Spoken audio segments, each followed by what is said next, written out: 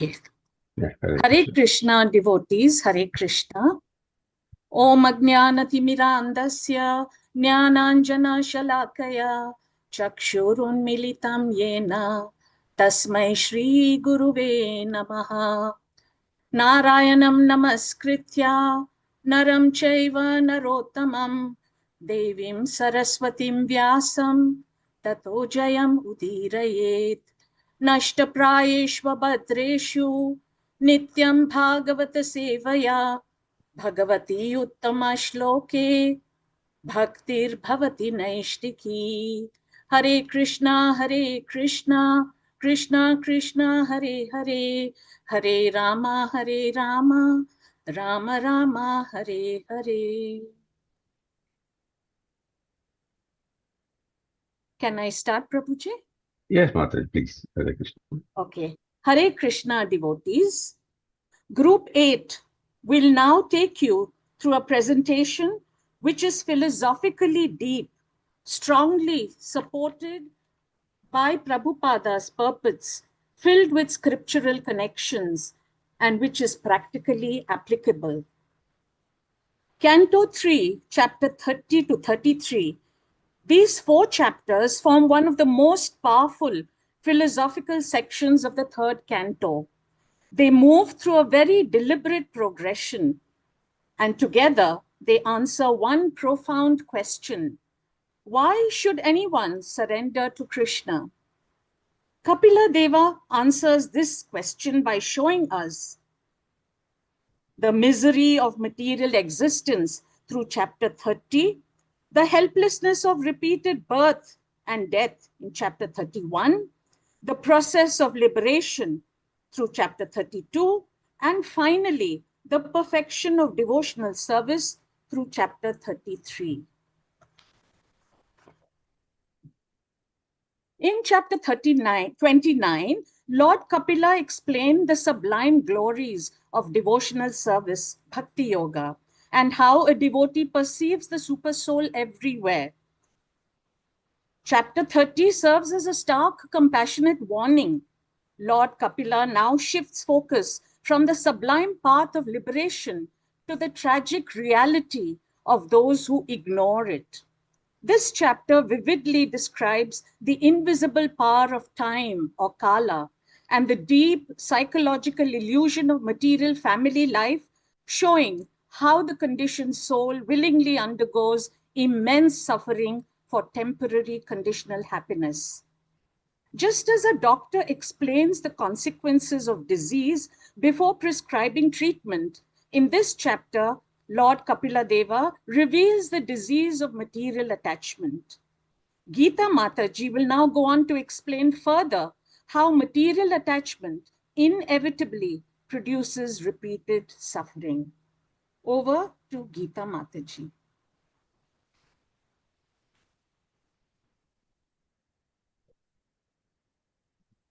Hare Krishna to everyone. My humble obeisances to all those who are present here and all the teachers of ISKCON Mangaluru. Om Namo Bhagavate Vasudevaya. Om Namo Bhagavate Vasudevaya. Om Namo Bhagavate Vasudevaya. Om Tat Sat. Today I am here to present Canto 3, Chapter 30, entitled Description by Lord Kapila of Adverse Fruitive Activities. Lord Kapila has explained Bhakti mixed with gunas, pure Bhakti, Jnana and Ashtanga Yoga to his mother in previous chapters. Continuing, he answers Devahuti's question about the birth and death of living entity by describing one after another the results arising from the activities of Tamas, Rajas and Sattva gunas. In this chapter, Kapila Deva explains the pains in youth, old age, death and hell for the persons agitated by attachment to his family. First verse only starts with analogy that Kapila Uvacha Tasya Yatasya Jano Nunam Nayam Vedoru Vikramam Kalya Mano Api Balino Vayur Eva Ganavalihi. The chapter begins with the analogy of mass of clouds that does not recognize the powerful influence of the wind, paralleling how individuals in material consciousness fail to understand the time factor that ultimately destroys their material acquisitions. The materialist engrossed in the pursuit of happiness through temporary means and laments when these are lost. A materialist does not know the power of time by which he is being carried away, just as the clouds do not know the power of wind.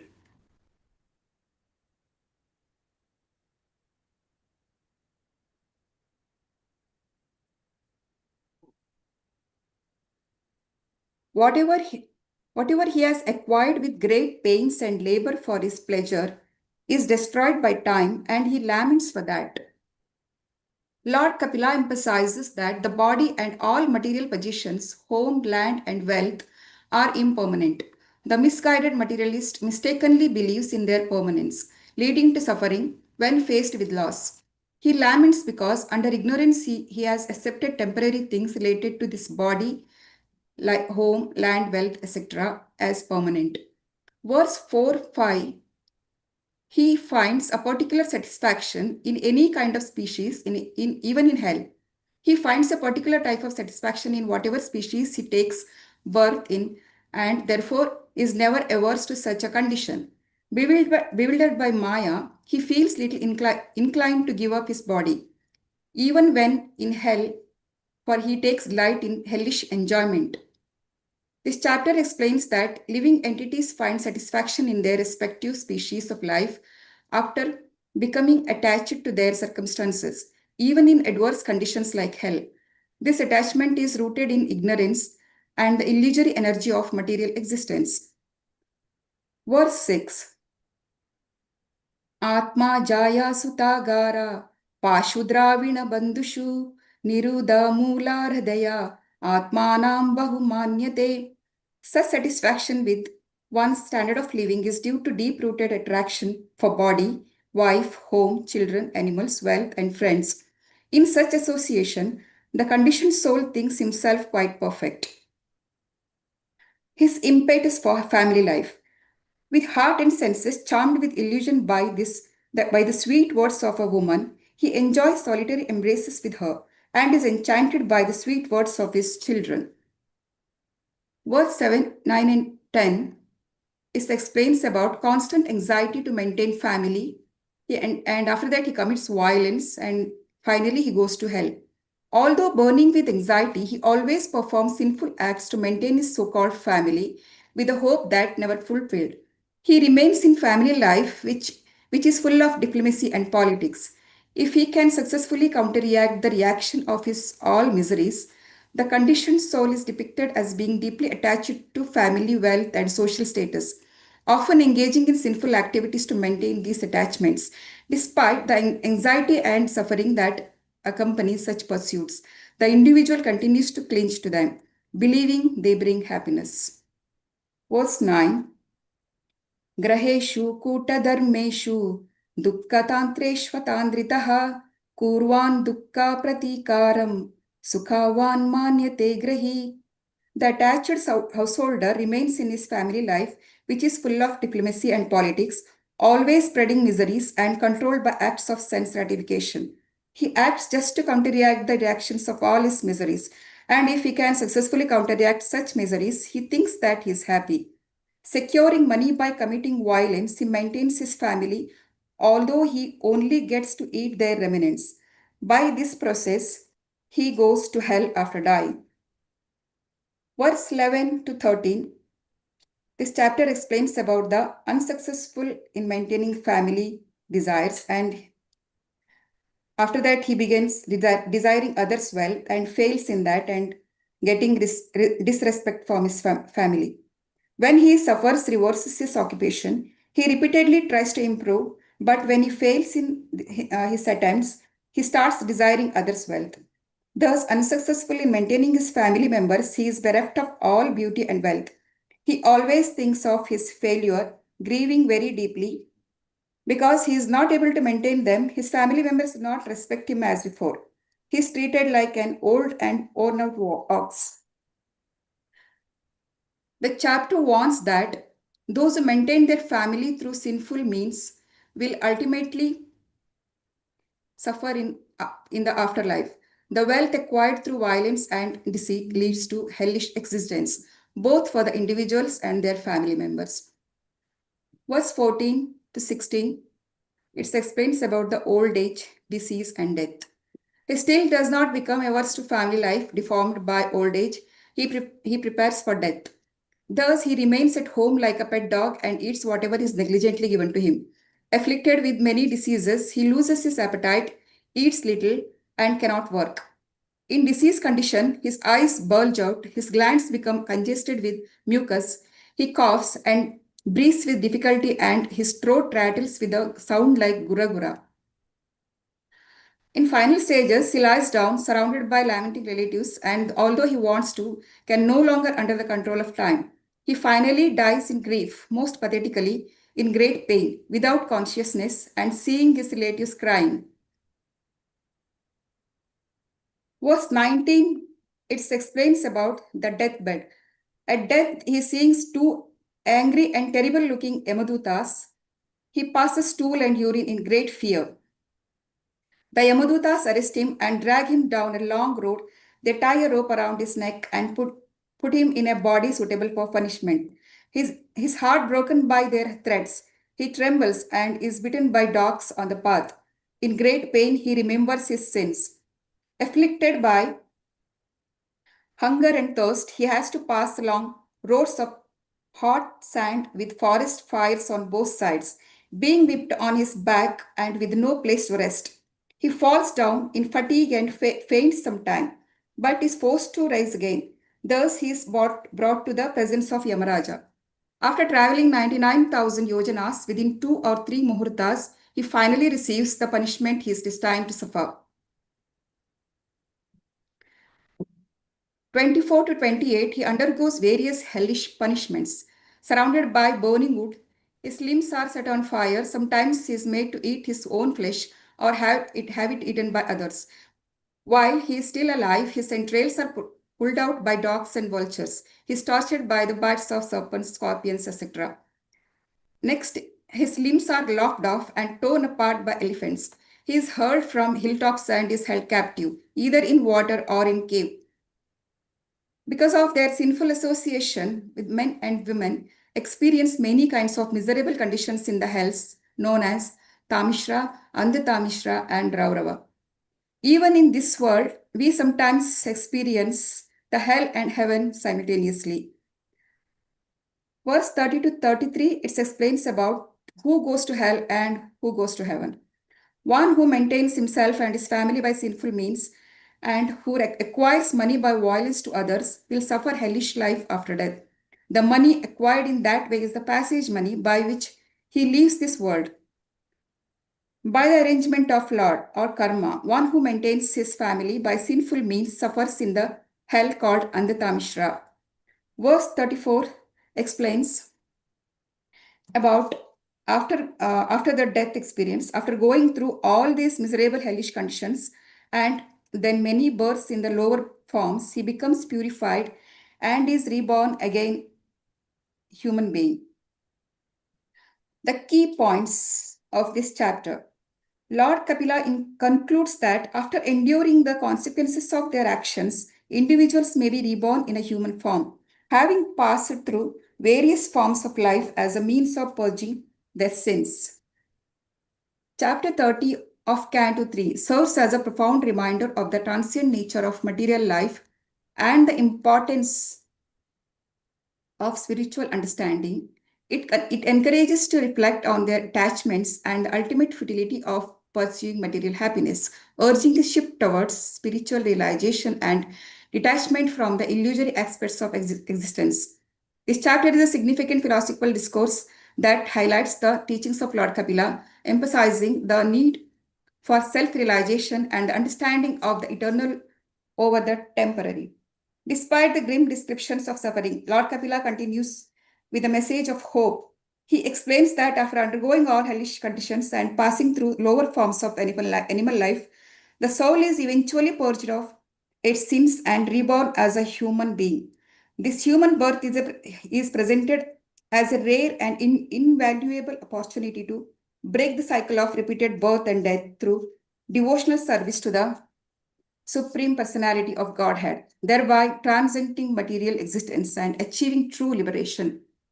Hare Krishna, Krishna Krishna, Hare Hare, Hare Ram, Ram Ram, Hare Hare. This concludes this chapter. Hare Krishna, everyone. Over to Usha Mataji. Thank you very much. Thank you very Mataji. much. Very nice. Thank you very much, Geeta Mataji. Thank you. Chapter 30, dear devotees, is not meant to simply induce fear, but to awaken deep vairagya or detachment. Lord Kapila exposes the false security of family, wealth, and youth under the grinding wheel of material time, Kala. He shows that any happiness independent of Krishna is nothing but an illusion that ends in ultimate bankruptcy. A question for us to ponder over is, if Kala or time can instantly strip away everything we spend a lifetime building, what is one specific material attachment we are holding on to today, but we need to voluntarily offer at the lotus feet of Krishna before time forces us to leave it behind? Chapter 30 concluded with the physical death of the materialistic person, showing how they are forced to leave their wealth and family under the painful custody of the Yamadutas. Chapter 31 now takes us past the point of death to answer the ultimate question, what happens next? Lord Kapila traces the microscopic, rigorous journey of the soul into the next destination. He provides a profound scientific and psychological breakdown of the soul's development inside the mother's womb, detailing the conscious prayers of the suffering fetus and the immediate onset of illusion upon birth. Over to Tarini Krishnakanta Devi Dasi Mataji, who will enlighten us about the soul's journey through the womb and birth, and how repeated birth itself is suffering. Tarini Mataji. Hare Krishna Mataji. Hare Krishna everyone. My humble obeisance to all Vaishnavas and Vaishnavis assembled here.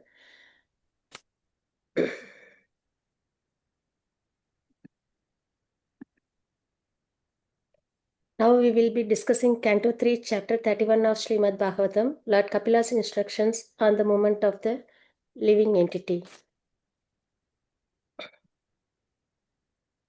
This chapter gives a comprehensive look at the cycle of birth, growth, suffering, bad association, and transmigration of living entity, along with the ultimate solution through bhakti.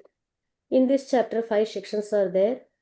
Section 1, verse 1 to 11 indicates the entry of living entity into the womb. Verse 12 to 21 indicates the prayers of the trapped soul.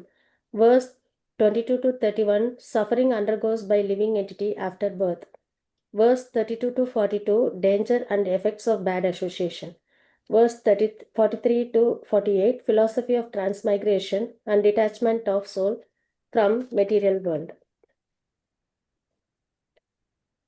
Verse 1 to 11 states the Jiva's entrance, growth, and suffering in the womb.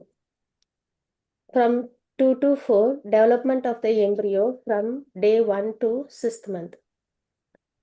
First night, the sperm and ovum mix. 5th night, the mixture ferments into a bubble. 10th day, develops into a form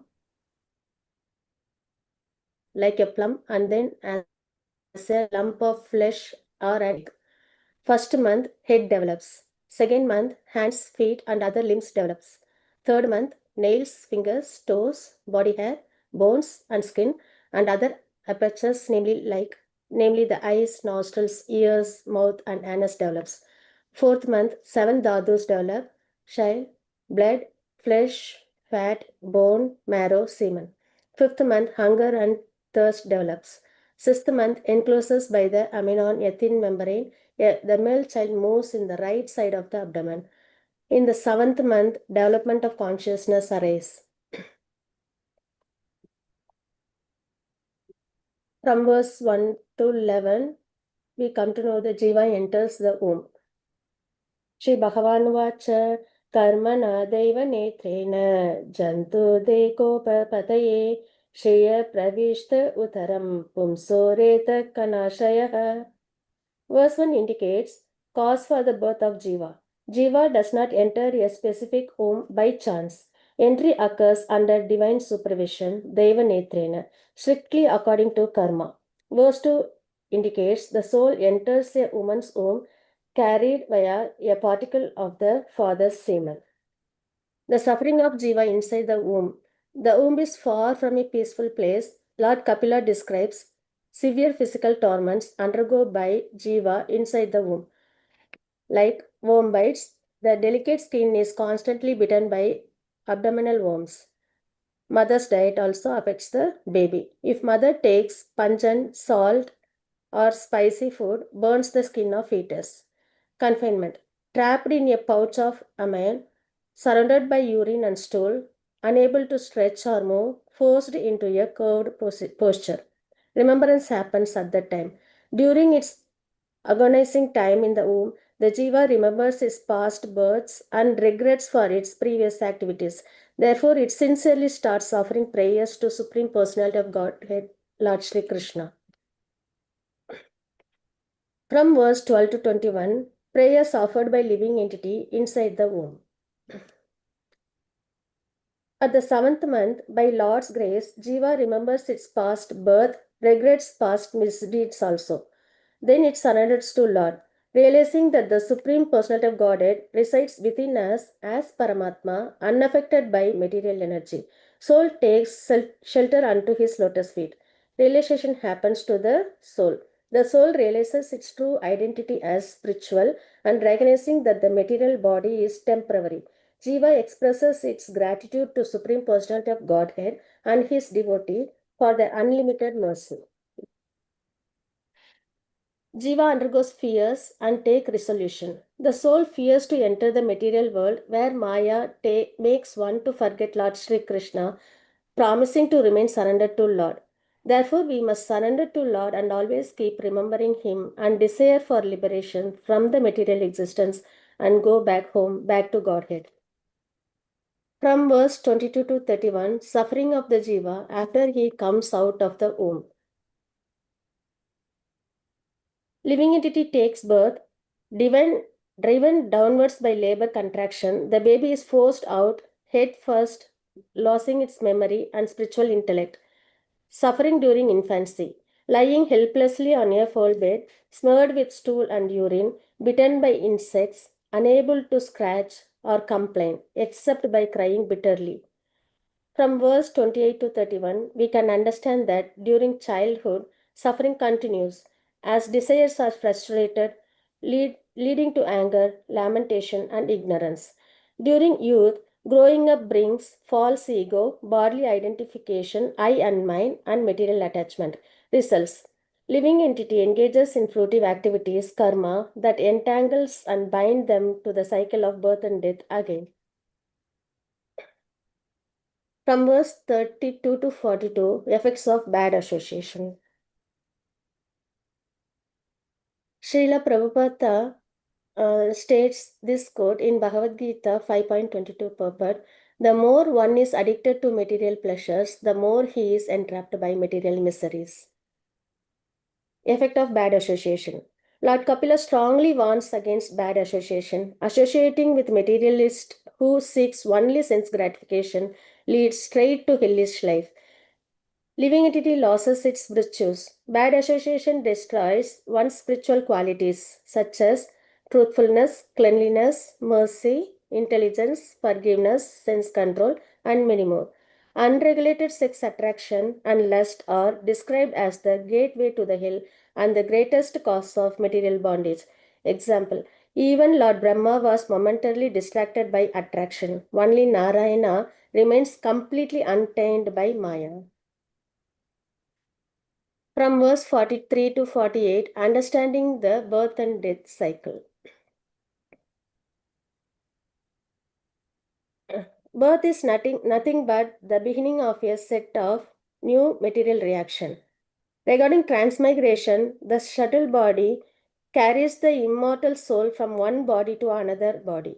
based on karma, death, simply the end of one set of bodily reaction when the gross body stops functioning. From verse 47 to 48, we can understand that the soul never dies. Only the body changes. Maya creates the illusion of birth and death. What we should practice in our life? Live with right vision, spiritual logic, make detachment from material sense gratification, and completely dedicate to devotional service to Lord Krishna. Reference verses 3.31.47. Practical application, austerity versus suffering. It is far better to struggle with your bead bag today than to struggle for another 9 months in another mother's womb. Sitting in one place for an hour and a half each day to chant the Hare Krishna Maha Mantra is a small austerity compared to the suffering of repeated birth and death.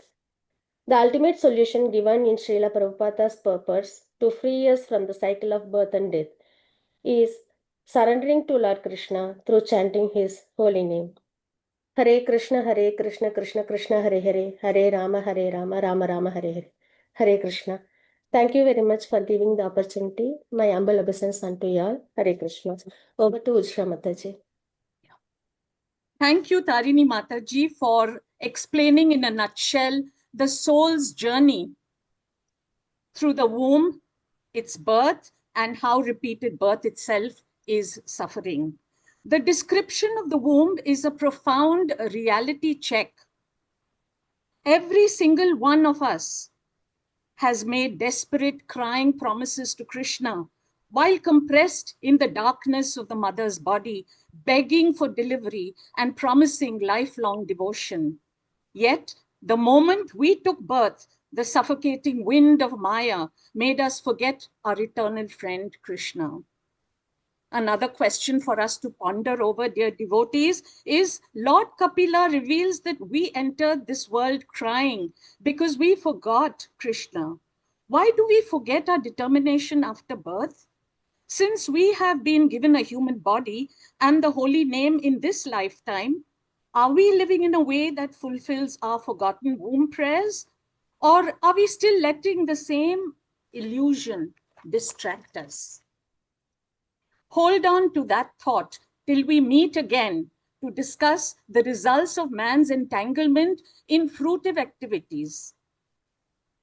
Vancha kalpatarubhyascha kripa sindhubhya evacha patitanam pavanebhyo vaishnavebhyo namo namaha.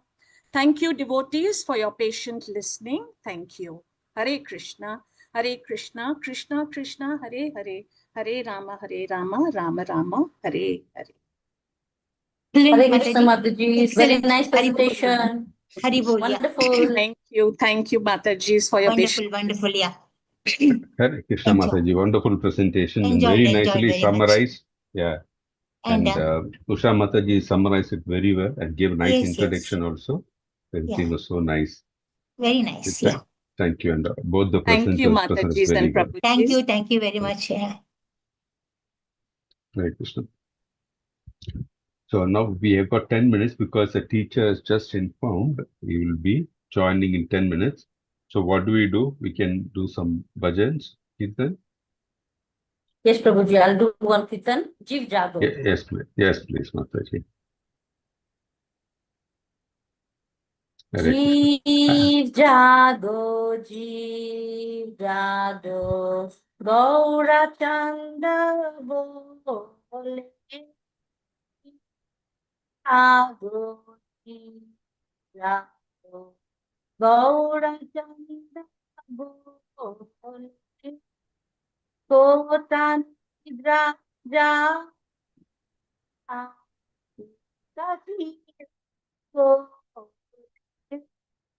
Kotan Hidra Ja.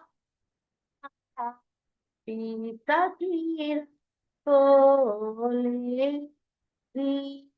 Jago, Jago, Gaura Kole. Bhaji Bo Subhai Mataji, your voice is breaking. Hare Krishna. Your voice is breaking, Mataji. Oh, it's breaking. So I do it from the phone, maybe? Maybe, Mataji, yeah. I'll connect it from the phone. Okay.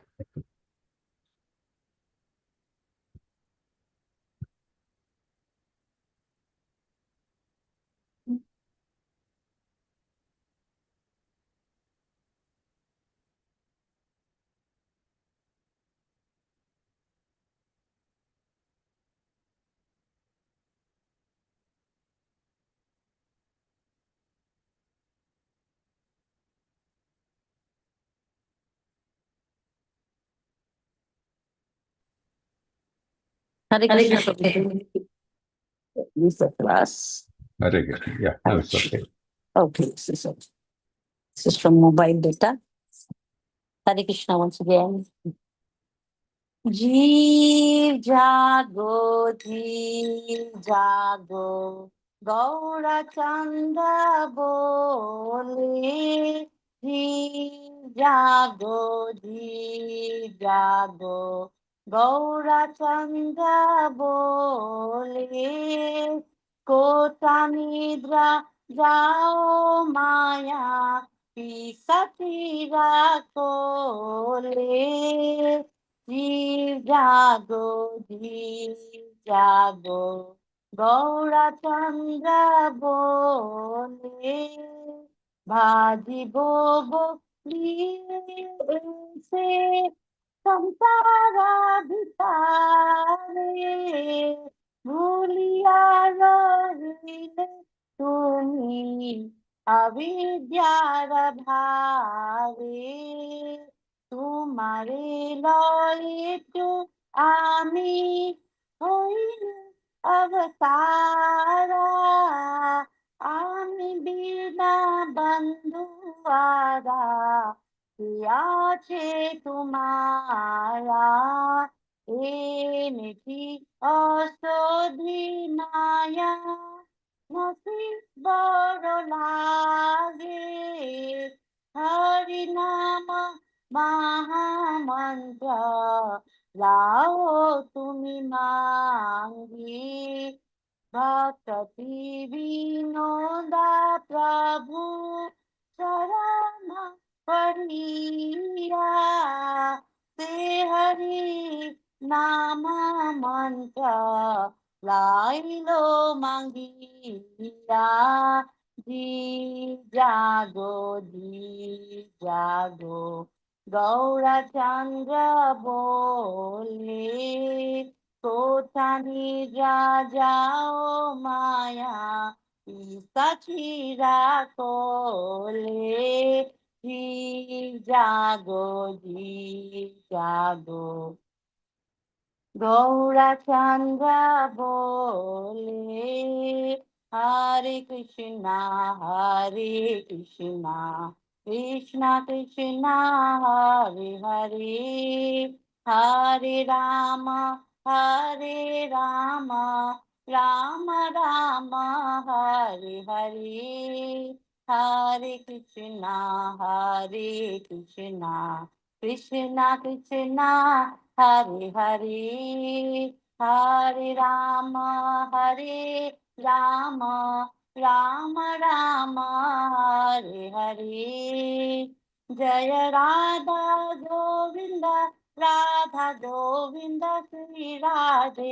Jaya Panchatattva, Jaya Panchatattva, Jaya Panchatattva, Jaya Panchatattva, Jaya Gauranitai, Gauranitai, Jaya Gauranitai, Jai Jai Prabhupada,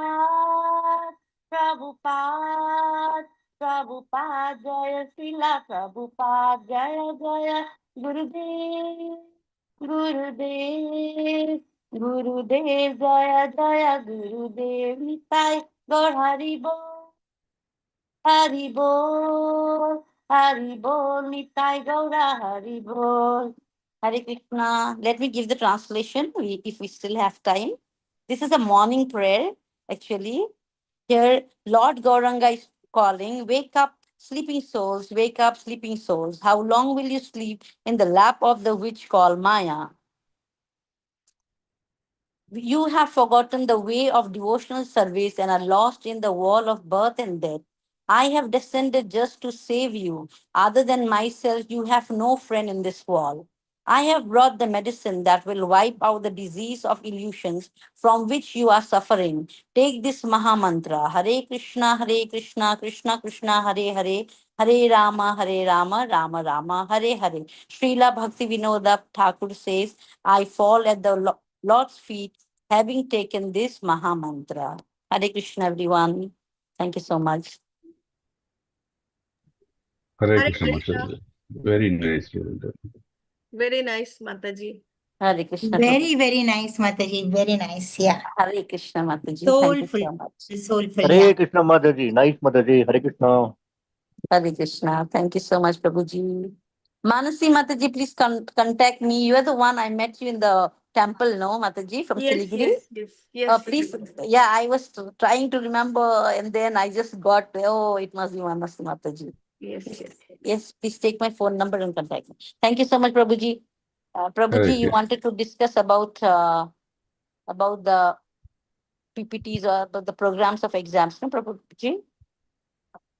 If anybody, if any of the devotees, in fact, I have posted that schedule in the group and also the open book exams. So is there any clarification required on that? Is everything okay? Yes, Prabhuji. So I will join in my laptop. Okay. Yes, sir. So the dates are all clear now, no, for devotees? The exam dates? Clear, Prabhuji. Yeah. Okay. Only re-exam we had mentioned 1 to 3 chapters. Mine is 5 to 12, Prabhuji. Okay, that's not a problem. We can always, not a problem. That's all. That's all, Prabhuji. Yeah. Otherwise, very clear, Prabhuji. Yeah. Cantos 1 to 3. I think that maybe I know that I posted a chapter or two. I don't. Oh, sorry. It was Canto and Acha. Okay. Sorry, I think I misread it. Yeah. Thank you, Prabhuji. Hare Krishna, Prabhuji. Hare Krishna, Prabhu. Prabhuji, regarding okay. So can we postpone that one, Prabhu? If everyone is okay with that. Everyone okay, Prabhu. Because we are doing temple service, Prabhu. We have to go daily to temple. Actually, I am now coming from temple only. There is no time for doing any other thing. Because we are doing that Nagar Sankirtanam morning 9 o'clock and evening 6 o'clock. For going to temple at 9 o'clock, I have to start from about morning 7:30. Likewise, evening 6 o'clock, I have to start from 4:30 and just now reaching only one. So entire morning and evening is fully occupied, Prabhuji. We are having only 3 to 4 hours in between. And immediately next week, highly impossible to attend, Prabhuji. Kindly consider, Prabhuji. If Janmashtami is not there, 100% sure we are ready to attend. Since Janmashtami function is there, the temple service is more important, Prabhuji, now. Sure. Because the devotees are reluctant to come for doing the service. So naturally we have to go. Because it's our temple, we have to do temple service. Okay. Hare Krishna, Prabhuji, I am also going to temple on 25th. And I will be back only on 5th. Yes, Mangaluru, Prabhuji. Hare Krishna. Because we are going. We have local temple donation collection Seva. So it's a little hectic, Prabhu. And Janmashtami preparations have started, I think, almost 2 weeks ago itself. So from 2 weeks ago, we are just busy. Okay. Actually, recently in ISKCON, the entry is Prabhu that 15 days from August 17th to 31st. Continuous programs are there. That is going on everywhere, Prabhuji. So under compulsion, we are going there. We have to be there after 31st there. And Janmashtami decoration, we have to go there again there. So October, September 14th, we are busy, Prabhuji. Just consider for postponing at least 1 week or like that, Prabhuji. Okay. So we have proposed on 29th, the final exam. So even if you retain the other things, like sloka recitation and all those things can remain, then the closed book exam alone, let us see how we can try to reschedule. Because for that, you will require preparation, right? Yes, Prabhu. Yes, Prabhuji, Prabhuji. is it for the next Yes. week, no? The discussion is for next week only, no? This week it will be there, right? Yeah, this week it will be there. Yes. Yeah. This week is because next week the final exams, no, Mataji. Because by 26th August we are completing Yes, our Prabhuji. yeah. So then the time is what because Canto 4 we want to start on Monday. That is on 7th September. So that's why I was wondering which day then would be convenient.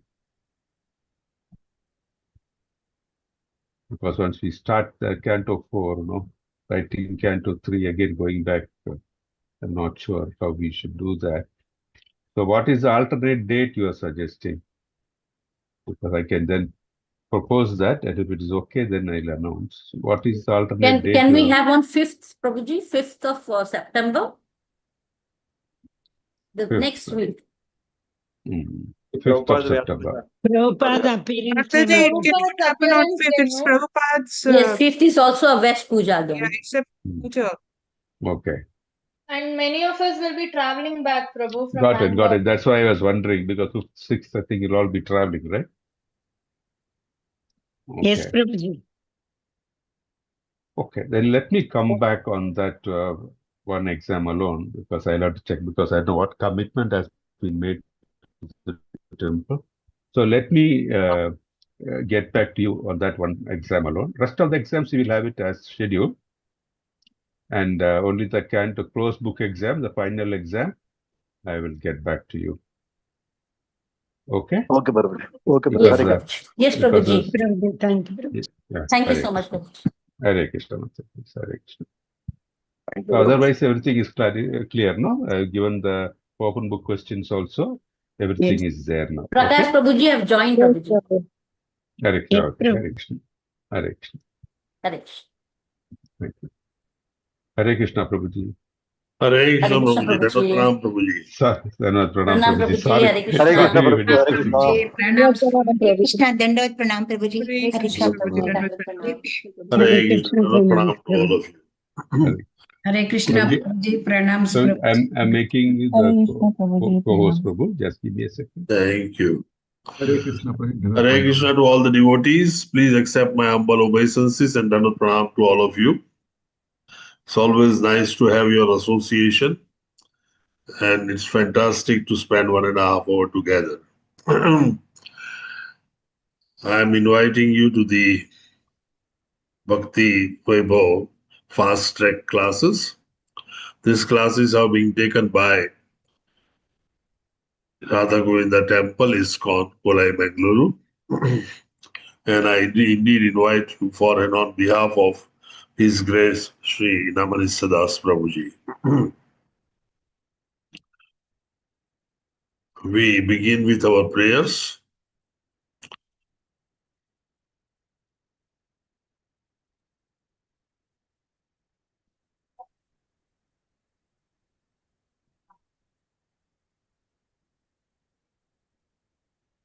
Om Ajnanatimirandasya Jnananjanashalakaya Chakshurunmilitam Yena Tasmai Shri Guruve Namaha.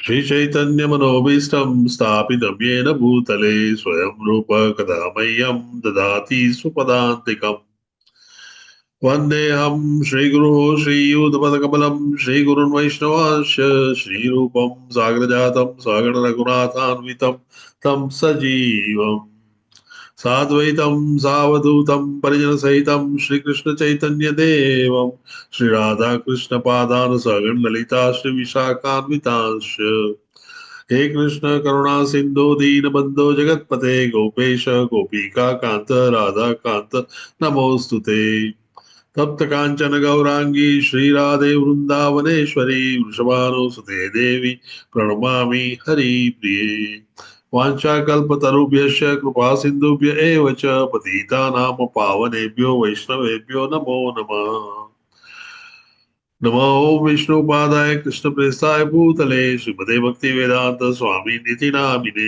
नमस्ते सारस्वते देवे गौरवाणी प्रचारिणे निर्विशेष शून्यवादी पाश्चात्य देशतारिणे Jai Shri Krishna Chaitanya Prabhu Nityananda Shri Advait Gadadhar Shivasadi Gaur Bhakta Vrinda Hare Krishna Krishna Krishna Hare Hare Hare Rama Rama Rama Hare Hare. Please follow me. Om Namo Bhagavate Vasudevaya. Om Namo Bhagavate Vasudevaya. Narayanam Namaskritya Naram Chaiva Narottamam Narayanam namaskritya narottamam Devim Saraswatim Vyasam Tato Jaya Mudire Devim Saraswati Vyasam tato Kirayet.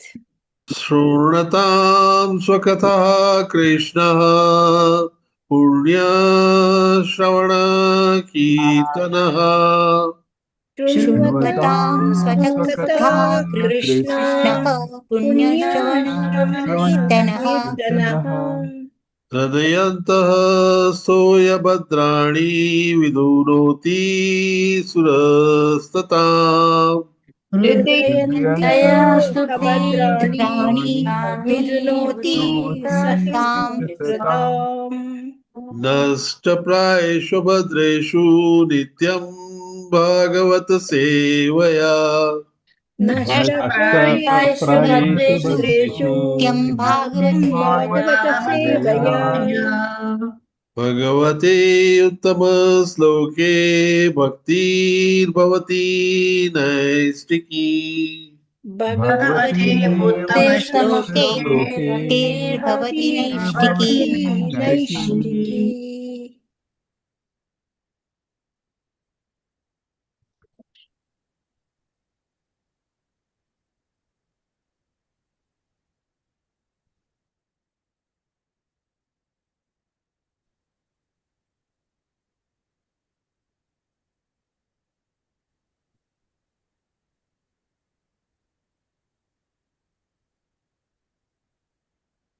Today we shall be taking part of the third canto, 32nd chapter. Shall begin with verse number 16 and go on until 31st verse. We shall be covering three areas. The first section is where the Kapila Muni criticizes the Sakam Karma, verse 16 to 21. Bhakti and goals of other parts, that's 5 verses 22 to 26. And last section is Kapila speaks on subject of Jnana, 27 to 31st verse. We shall begin with the 16th verse, and those who want to recite and read the purport can keep their hand raising.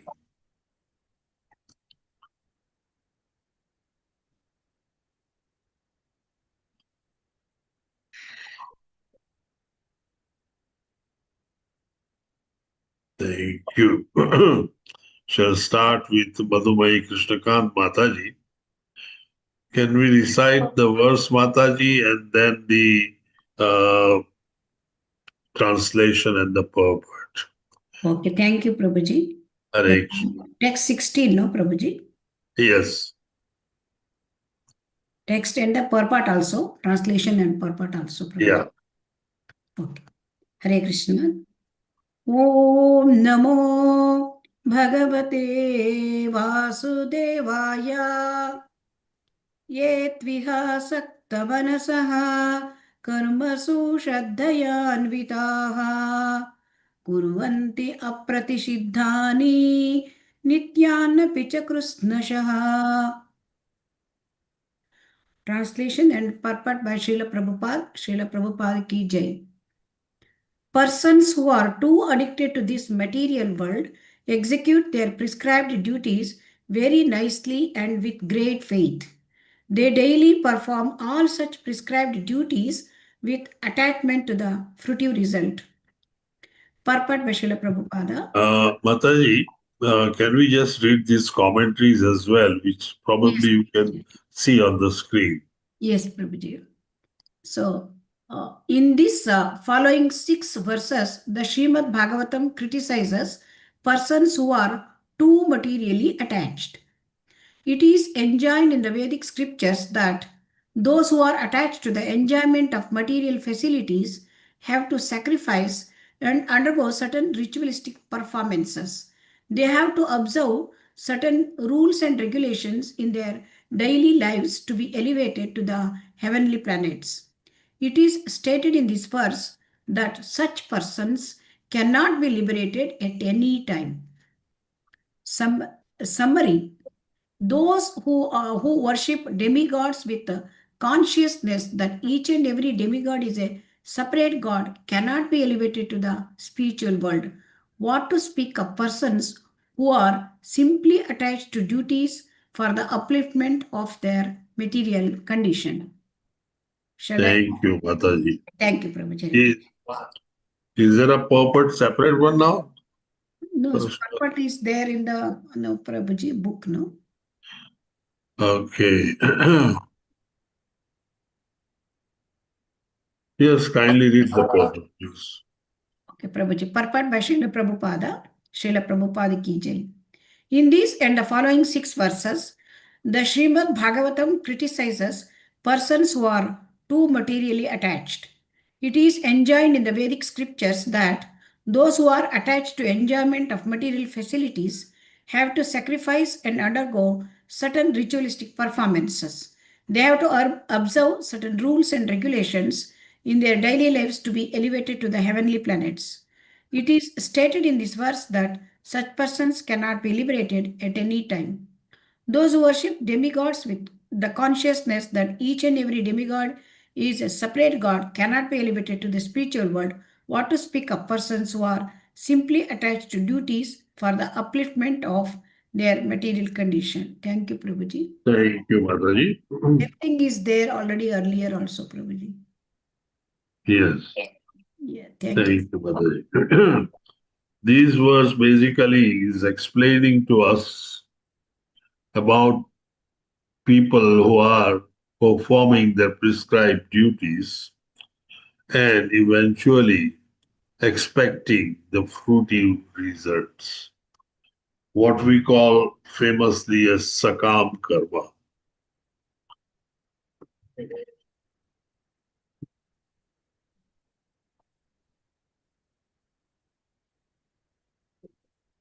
Priyadarshini Mati Mataji.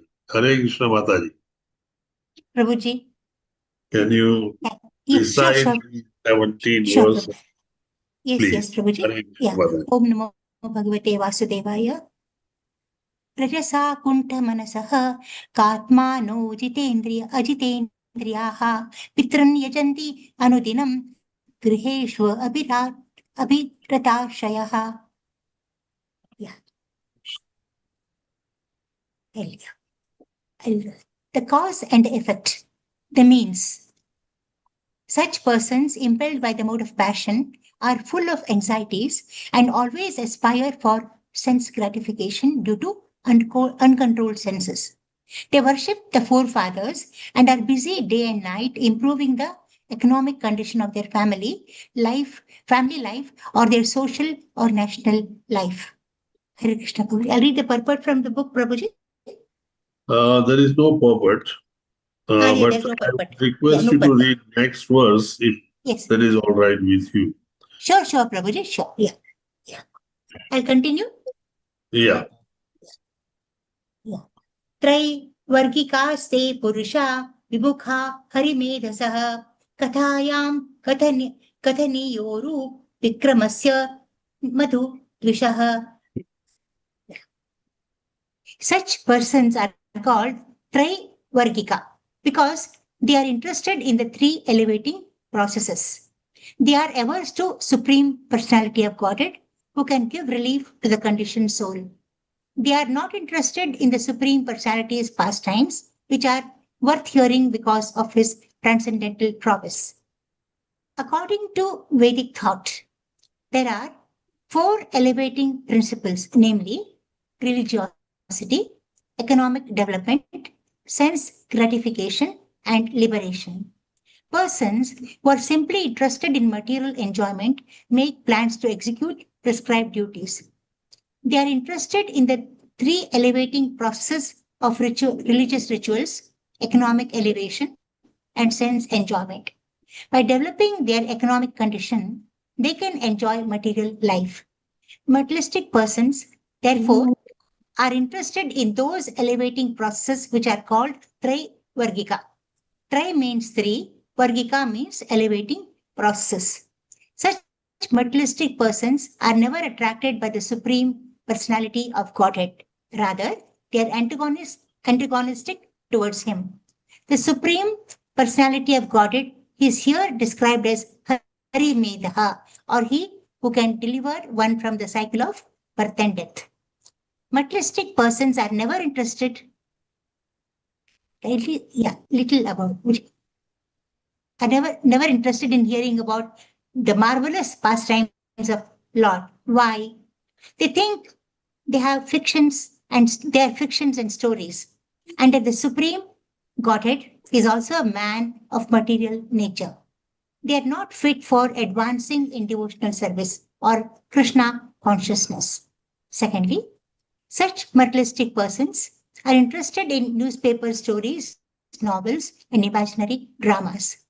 The factual activities of the Lord, such as Lord Krishna's acting in the battle of Kurukshetra, or the activities of the Pandavas, or the Lord's activities in Vrindavana or Dwaraka, are related in the Bhagavad Gita and Srimad Bhagavatam, which are full of activities of the Lord. Next, but materialistic persons who engage in elevating their position in the material world are not interested in such activities of the Lord. Lastly, they may be interested in the activities of a great politician or a great rich man of this world, but they are not interested in the transcendental activities of the Supreme Lord. Hare Krishna. Thank you, Thank you very much, Mataji. Thank you. Thank you, Prabhuji. So these two verses actually describes the first was describing the mode of passion and leading to worshipping forefathers and at the most reaching up to Pitruloka. And the next verse is describing about Trivargika. Basically, we used to believe that the purpose of human life is dharma, artha, kama, and moksha, of which moksha then gets gradually converted to liberation. So dharma, artha, and kama, these three things, dharma is religiosity, artha is economic development, and kama is sense gratification.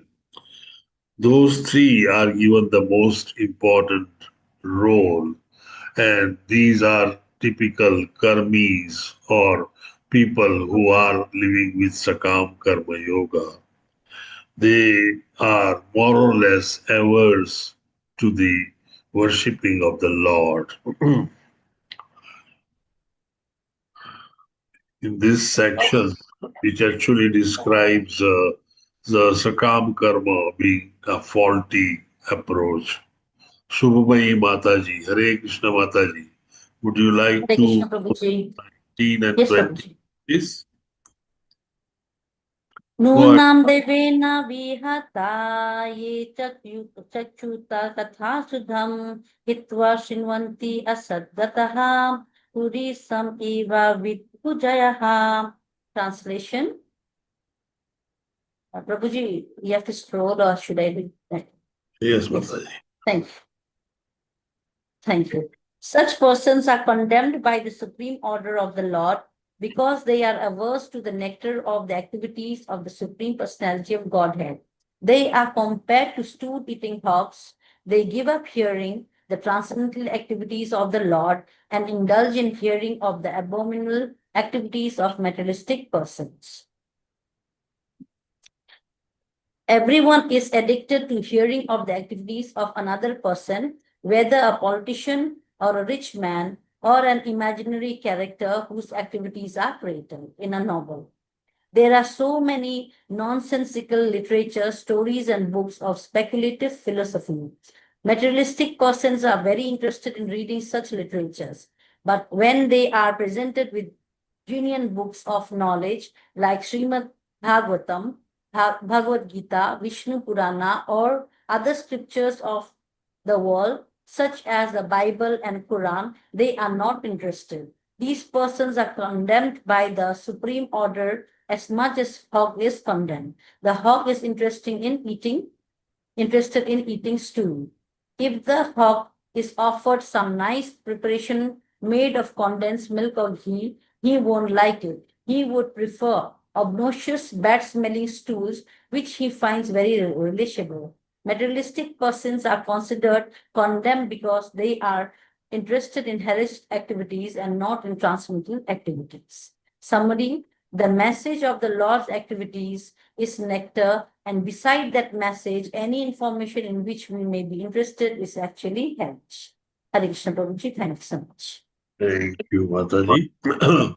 So this verse describes again the same issues of the materialism and how the materialism brings only to us like a hog and the verminous stew. Can you do the verse 20, Mataji, as well? Yes, Prabhuji. Dakshenena pathar aryam naha priti lokam vajanti tite prajam anu prajayanti samsananta kriyakritaha. Translation by Srila Prabhupada ki jai. Such materialistic persons are allowed to go to the planet called Pitraloka by the southern coast of the sun, but they again come back to this planet and take birth in their own families, beginning again the same fruitive activities from birth to the end of life. In Bhagavad Gita, 9th chapter, verse 21, it is stated that such persons are elevated to the higher planetary system. As soon as their lifetimes of fruitive activities are finished, they return to this planet, and thus they go up and come down.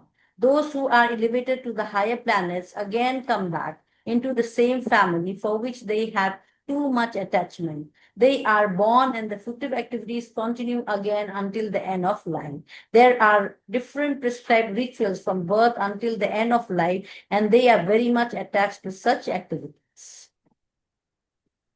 How do we take rebirth on earth?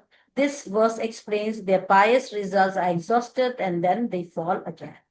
Hare Krishna Prabhu. Thank you so much. Thank you.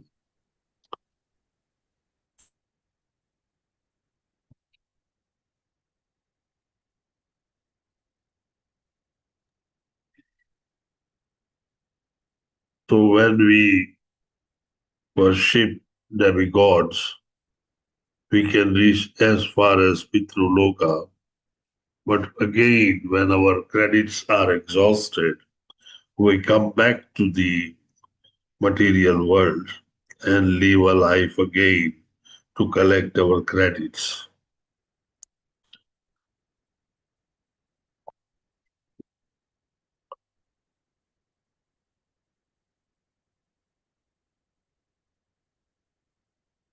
Odiya, Prabhuji. Hare Krishna, Prabhuji. Hare Krishna, Prabhuji, Dandavat Pranam. Go ahead, Prabhuji, with verse number 21. 21. Tataste chinisukitaha purnalokam imam sati patanti vivasa deve sadyo vivansito deha.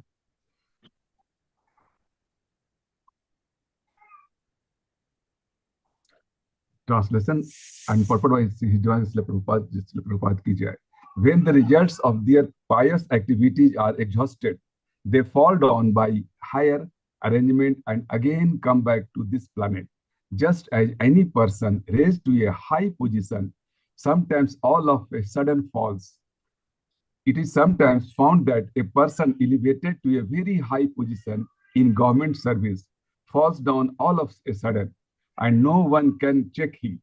Similarly, after finishing their period of enjoyment, foolish persons who are very much interested in being elevated to the position of president in higher planets also fall down to this planet. The distinction between the elevated position of a devotee and that of an ordinary person attracted to fruitive activities is that when a devotee is elevated to the spiritual kingdom, he never falls down, whereas an ordinary person falls even if he is elevated to the highest planetary system, Brahma Loka. It is confirmed in Bhagavad Gita, Abrahma Bhuta Loka, that even if one is elevated to a higher planet, he has to come down again. But Krishna confirms in Bhagavad Gita 8.16, Mamupetya Kaunteya Punarjanma na vidyate. Anyone who attains my abode never comes back to this conditioned life of material existence. Just kindly read the Srila Chakravarti Thakur's comment.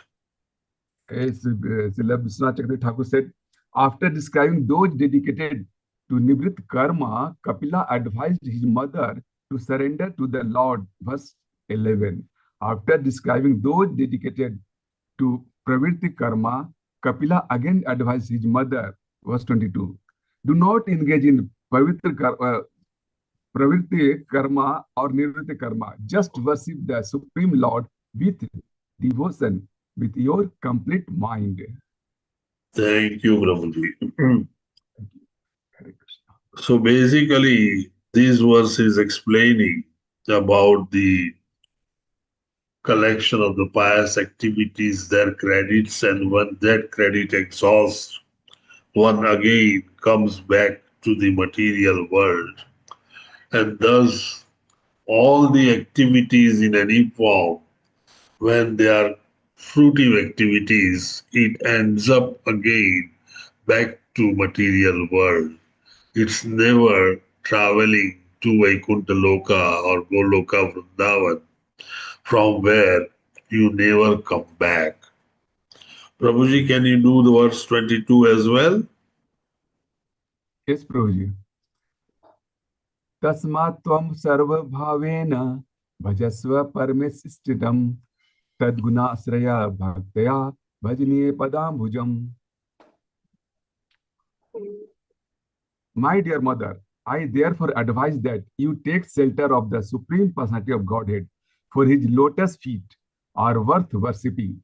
Accept this with all devotion and love, for thus you can be situated in transcendental devotional service. The Vishwanath Chakravarti Thakur said, how do that? You should worship the Lord whose lotus feet are for the purpose of worship, bhajaniyam, or by bhakti caused by his qualities. To what honeybee would a lotus not give pleasure? The word parmasitam is sometimes used in connection with Brahma. Parmasi means the Supreme Person. As Brahma is the Supreme Person within the universe, Krishna is the Supreme Personality in the spiritual world. Lord Kapila advises his mother that she should take shelter of the lotus feet of the Supreme Personality of Godhead, Krishna, because it is worthwhile taking shelter of demigods, even those in the highest position, like Brahma and Seva, is not advised herein. One should take shelter of the Supreme Godhead. Sarva Bhavena means in all loving ecstasy. Bhava is the preliminary stage of elevation before the attainment of pure love of Godhead. It is stated in Bhagavad Gita, Buddha Bhava Samanvita 10.8. One who has attained the stage of Bhava can accept the lotus feet of Lord Krishna as worshipable. This is also advised here by the Lord Kapila to his mother.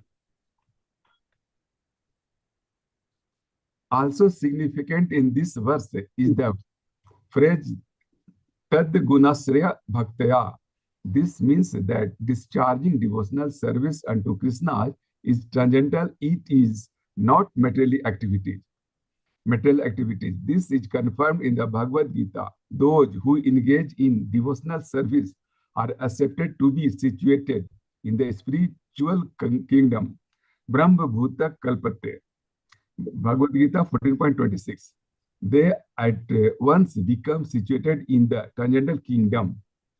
Devotional service in full Krishna consciousness is the only means for attaining the highest perfection of life for the human being. This is recommended.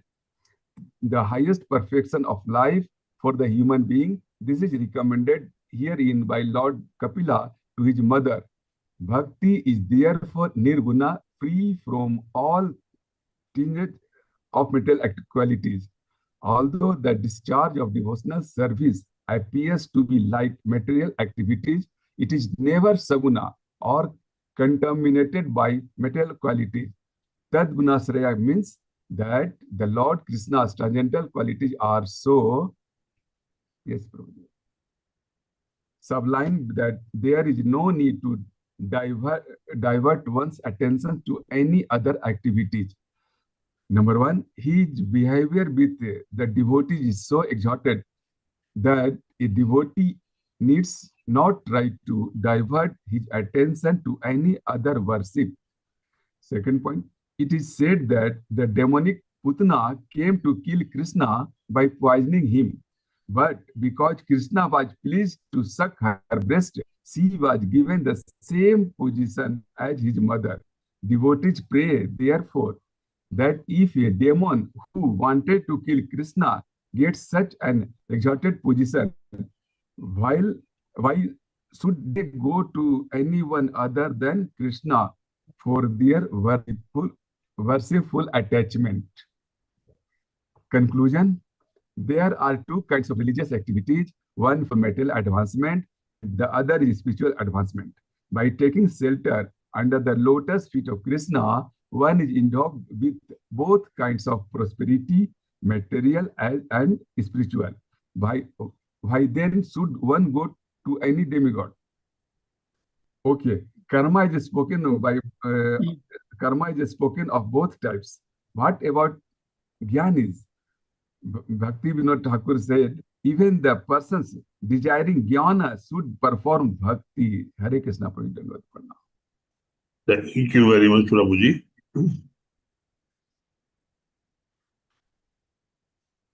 Verse number 22 describes in detail about ultimate suggestion by Kapila Muni, son of Devuti, who is the mother and who is listening to all the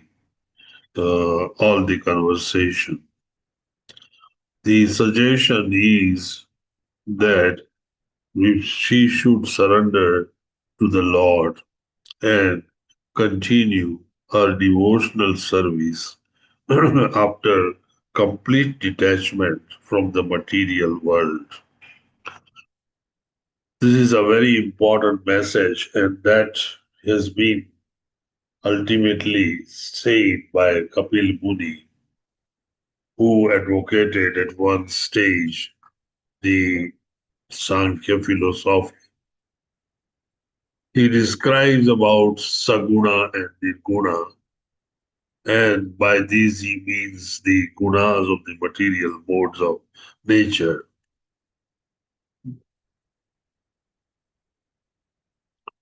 I think it's very self-explanatory, and we'll go to the next verse.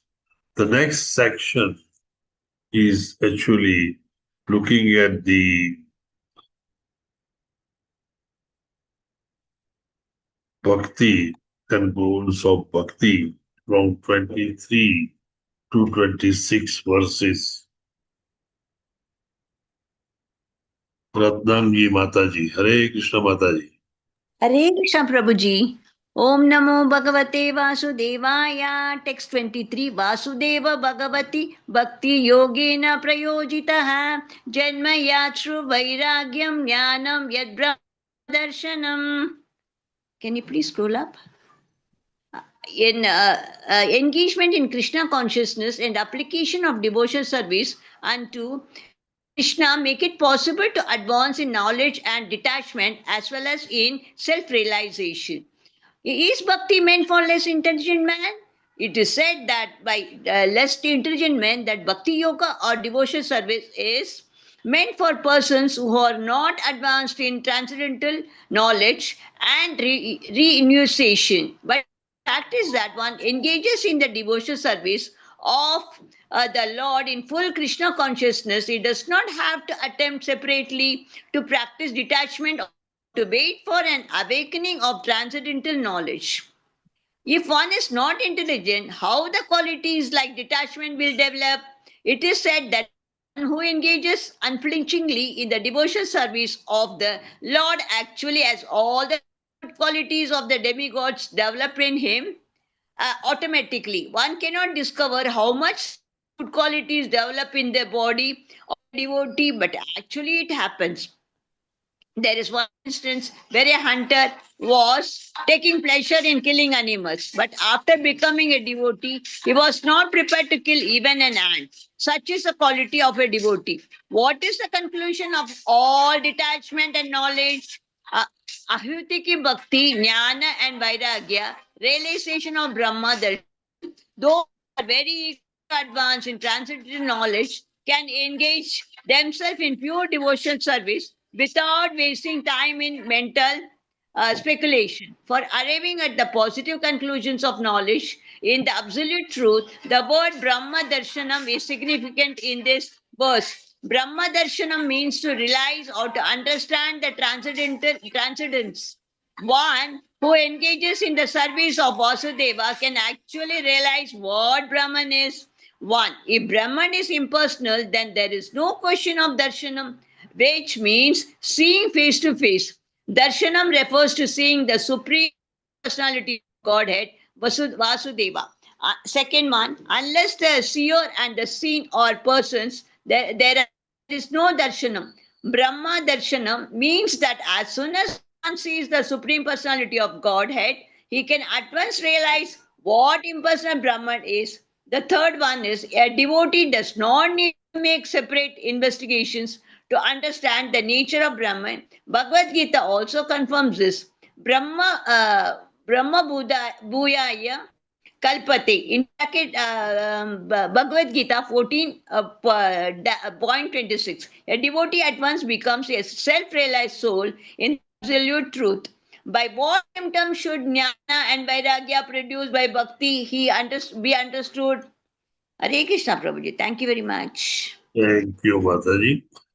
This verse actually is telling us about the Gyan and Vairagya.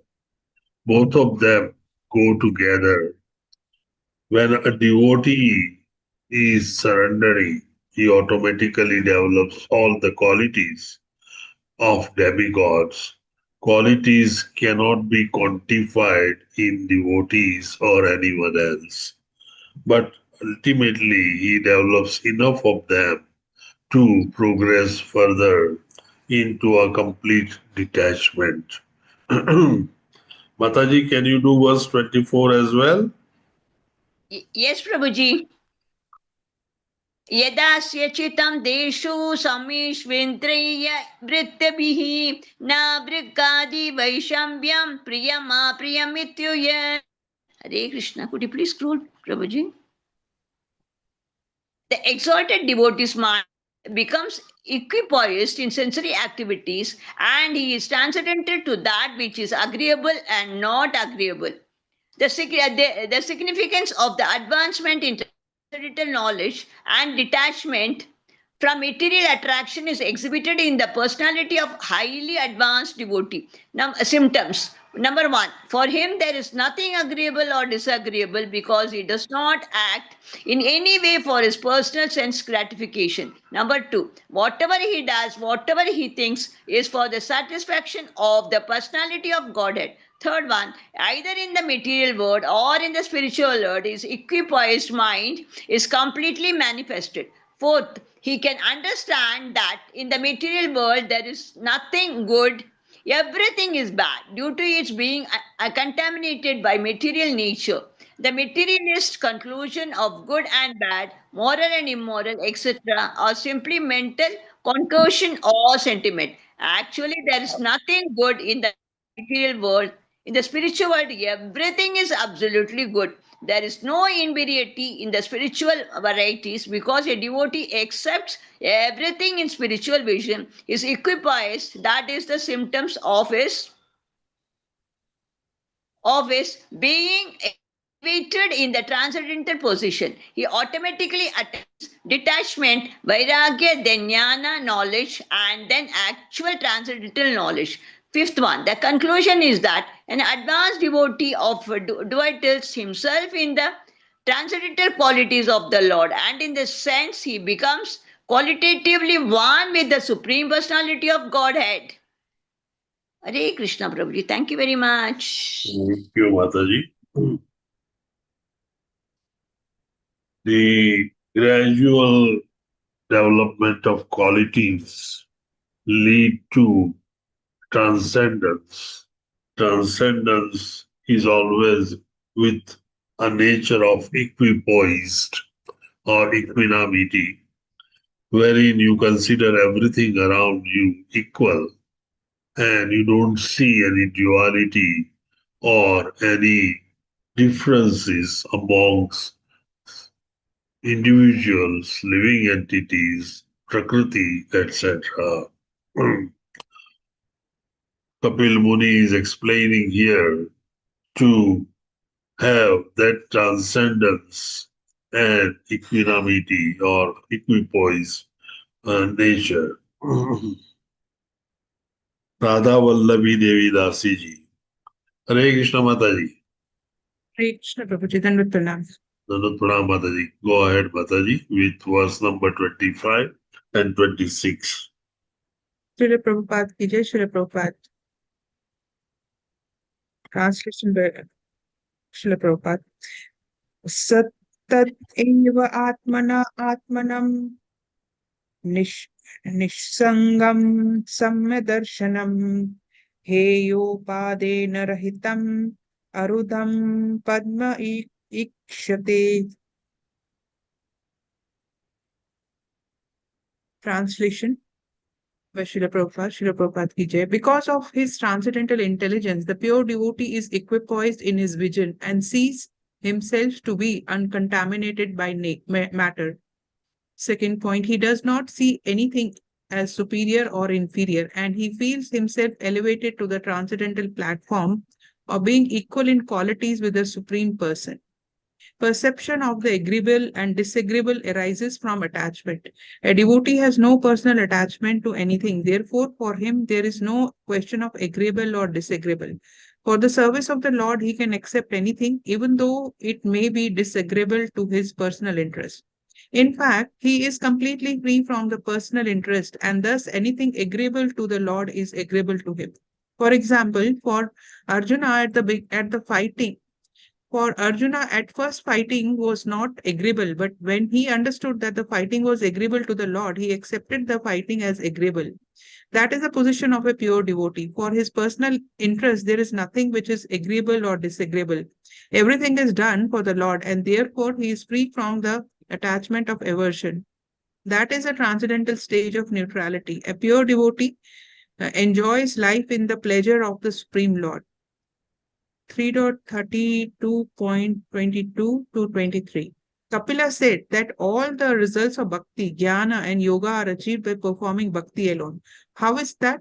Supported by everything that can be achieved by karma, penance, jnana, vairagya, mystic yoga, charity, dharma, and all other auspicious means of perfecting life is easily achieved by my devotee through bhakti.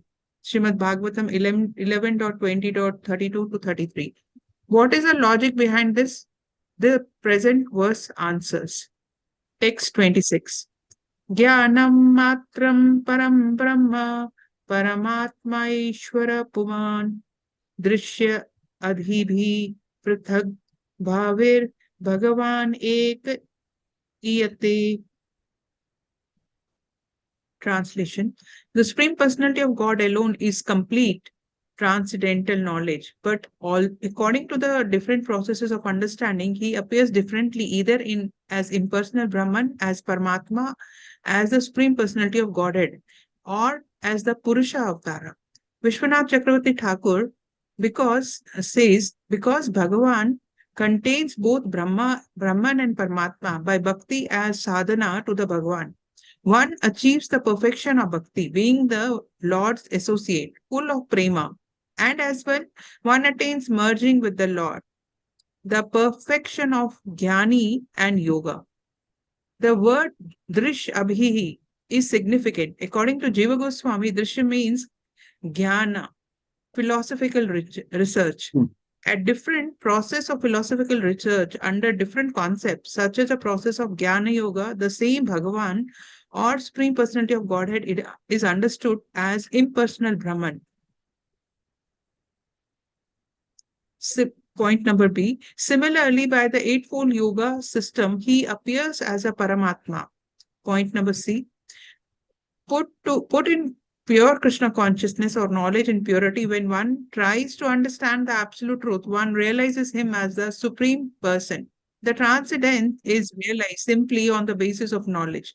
The words used here, Paramatmeshwara Puvan, are all transcendental and they refer to Supersoul. Supersoul is also described as Purusha, but the word Bhagavan directly refers to the Supreme Personality of Godhead, who is full in 6 opulences: wealth, fame, strength, beauty, knowledge, and renunciation. He is the personality of Godhead in different spiritual skies. The various description of Paramatma, Ishwar, and Puman indicate that the explanation of the Supreme Personality of Godhead are unlimited.